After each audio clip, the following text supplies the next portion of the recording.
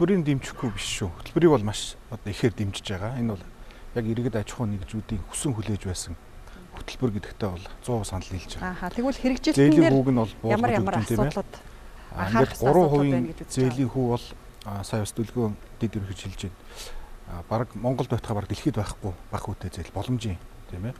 Харамсалтай энэ хөтөлбөр хэрэгжихгүй. Би өмнө хэлж исэн одоо ч хэлье. Энэ 3% зээлийн хөтөлбөр хэрэгжихгүй. Яагаад тэгэхээр хэрэгжүүлдэг хоёр төрийн институтууд нь эсрэг тесрэг бие биенээ үүсгэсэн бодлого явуулаад байгаа байхгүй юу? Ер нь бол одоо эдийн засгт мөнгөний бодлого маш чухал тийм ээ. Хит их сэргэлттэй байх юм бол одоо мөнгөний хомих бодлого хэрэгжүүлж эдийн засгаа бас одоо хомж болно тийм ээ. Идэхгүй байх юм бол мөнгөний тэлэх бодлого явуулдаг. За тэгэхээр би энэ 10 их найдын хөтөлбөрийг анх юу гэж ойлгосон бэ гэхээр мөнгөний тэлэх бодлого явуулж байна тийм ээ. Cash injection гэж ярьдаг. Injection гэж одоо тарих шүү дээ. Хүнээр бол одоо тарих тийм ээ. Эдийн засаг руугаа мөнгө оруулах чинь гэж ойлгосон. Яг иргэд аж ахуйн нэгжүүдийн хүсэн хүлээжсэн дүр зураг. Гэтэл харамсалтай нь cash injection биш буцаад эдийн засгаас мөнгө татаад байгаа байхгүй юу? Монгол банк маань. Энэ хөтөлбөр эхлэхэд нэг 8 орчим их найт төгрөг байсан. Төв банкны үнцаас. Одоо 10 их найт төгрөг гараа явуулсан байна. Одоо бараг 2 сарын хугацаанд 2 их найт төгрөгийг нэмээд эдийн засгаас татсан байна шүү дээ. Зээл бол нэг их найдтай байгаа шүү дээ. Зээл одоо тэгэхээр энэ нөгөө төрийн бодлого нь маш тодорхой биш байгаа байхгүй юу? Эдийн засгаас сэргээх гээд байгаа юм уу? Эсвэл хомдох гээд байгаа юм уу тийм ээ? Аж ахуйн нэгжүүдэд зээлээр одоо дэмжих гээд байгаа юм уу? Эсвэл одоо зээлийнх нь их усрыг төр татаж авах гээд байгаа юм уу? Яг өнөөдрийн хувьд бодиттой болж байгаа үйл явдал нь юу гэхээр Төв банк эдийн засгт байгаа бүх мөнгийг өөрлөг аваад татж байгаа байхгүй юу? Банкуд нь их уср байхгүй, зээл гарах сонирхолгүй, одоо зээлний иргэдэд олддгүй ийм байдалтай байгаа дээ шүү дээ. Одоо сая мандуул дарга хэлж ин л 14 мянган хүн зээл авсан байна гэдэг. Энэ тоог одоо би бол маш тийм одоо хардж байна тийм ээ. Яг жирийн бизнес эрхлэгч иргэд аж ахуйн нэгжүүд бол зээд нь олдохгүй шүү дээ.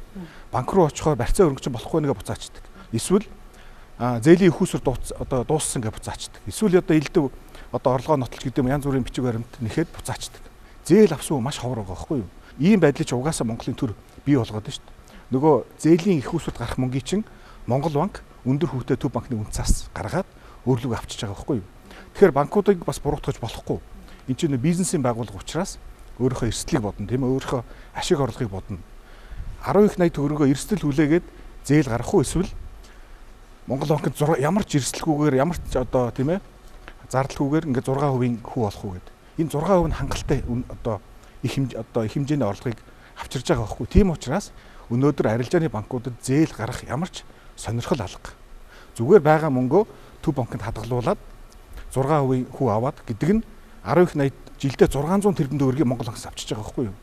Одоо арилжааны банкудад нэг аж ахуйн нэгжүүдийн хойноос хөөцөлтөө тийм ээ зээлөх ямар ч сонирхол байхгүй. Тийм учраас би өмнө хэлж ирсэн одоо ч дахиад хэлье. Төв банк бодлогын хүүгээ буулгаагүй цагт энэ хөтөлбөр хэрэгжихгүй. Уучлаарай. Иргэд аж ахуйн нэгжийн цагийг үрсэн л асуудал бол. Ойлголоо. Тэгэхээр шууд энэ хариултан дээр дүлгөөн оролцогчоос асуухад бодлогын хүүгээ буулгах боломж байгаа юу? Үнэхээр бодлогын хүү энэ 3% хүүтэй зээлийн хэрэгжилтэнд бас сөргөөр нөлөөлж ийн гэж харж байна л да. Яг гоо ангар эдийн засгийн хэлж байгаа дүгнэлтийг бол би бас хүндэтгэж харна. Тэгээ бас хувь хүний үзэл бодол руу хамгаалж болохгүй. Гэхдээ нэг талдаа Төв банк өөрөө одоо энэ жил 97 дахь түүх одоо 97 дахь жилийн түүхэн дээр явж байгаа бас ингээд тогтцсон төлөвшсөн институт явж байгаа мөний бодлогын. За тэгэхээр бид бүхэн бол одоо төрийн бүх институцтайгаа сайхан холбоотой ажилтдаг, тооцоо судалгаа бол байнгын үндэслэлтэй гаргадаг, хамгийн гол нь баримтан дээр ярьдаг. Тэрүүгээр бид нар онцлогддог. Тэрнээс ямар нэгэн баримтгүй ингээд гадна талаас ингэж ярих нь бас айгүй бас ингээд ард түмнийг юм ингээд буруу ингээд мэдээлэл өгөх нь бас нэг талтай хортой байд юм болов уу гэсэн зүгээр хүүгнийхээ бодлыг хэлэхэд. Тэгэхээр бид нар ерөөхдөө баримтан дээр сайн суурилж ярих хэрэгтэй. За тэгээд 10 их одоо Төв банкны үнцаас айлчгүй 10 их найд болцсон байгаа. За энэ дээр бол маш олон эффектүүд байгаа. Тэгэхээр одоо бид бүхэн ингээд машины мотор засаж хахад маш олон юм дамрууд байгаа. Нэг дамбар л ажиллахгүй бол бүгд болохгүй байх гэдэг өнцгөөс ирдэ бусад нь яаж нөлөөлөх вэ? Цаана энэ мотор нь нийтдээ яаж эргэлдэх вэ гэдэг энэ байдлыг том зураглаар харах хэрэгтэй.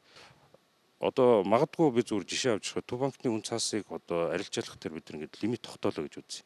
За магадгүй 1 их найдаар тэр үлдсэн 9 их найдвар хайчихгүй. Дээр нь Төв банк заавал арилжааны банкуудыг заавал энд авчирч өг гэж бас шаарддаг. энэ ковидын нөхцөл байдал, за энэ хөл хориотой олон одоо байгууллагуудын одоо хаалга хаагдж байна те. Хөл хорионд суулаад тэр хугацаанд үүсэж байгаа энэ зах зээл дээр олон мэрэгжлийн байгууллагууд, ялангуяа банкны мэрэгжлийн улсууд энэ дээр дүнэлтэйгээд бид нэр төр энэ дээр пауз авах хэрэгтэй юм байна. Яг л эргээд энэ мөнгө маань өөрөө харилцагч хадгаламж эзэмшнэрийн мөнгөө. Тэгэхээр энэ дээр бид нар маш эмзэг байгаа болохоор төрдөө нэг ажилтны байдлаар парклая гэж. Тэрэн дээр нь Төв банк бид нар авахгүй гэх юм бол энэ одоо мөнгө хайчих вэ гэдэг бас нэг асуулт гарч байна. Тэгэхээр мэдээж одоо нэг сонголтын зээлийн багц руугаа явахгүй байна. Нөгөө сонголтын за Төв банкын хаалгаа хаачлаа. Тэгэхээр одоо хайчихгүй байна.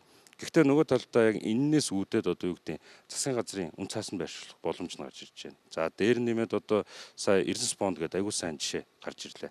Гаднаас мөнгө босгохоос илүү энэ хүнд нөхцөл байдалд дотоодос мөнгө босглоо 10% гүйтэй төгрөгийн. Энэ бол одоо нэлээд сайн жишг болж өгч байгаа болов уу.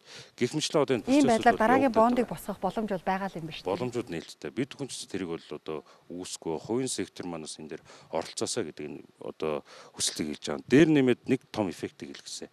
Тэгээд энэ худалдаа авалтанд багасаад хүмүүс гэртээ байж байна. Тэгэхээр ерөөхдөө магадгүй одоо төрийн албаагч нар цалингаа авч байна. За дээр нэмээд одоо нийтлэг ипотекийн зээлэнд хамрагдсан улсууд байна. Дийлэнхтэй зээлээ хойшлуулсан байгаа. Тэр мөнгнүүд хайчиж байгаа гэхээр хадгаламж руугаа орж ийнэ гэсэн. Тэгэхээр ерөөдөө манай актив бол баг за ер нь пассив талдаа хадгаламж нэг ойролцоогоор 7 их нэтер өссөн байлаа. Би нэг тоо баримттай бас хэлгэсэн.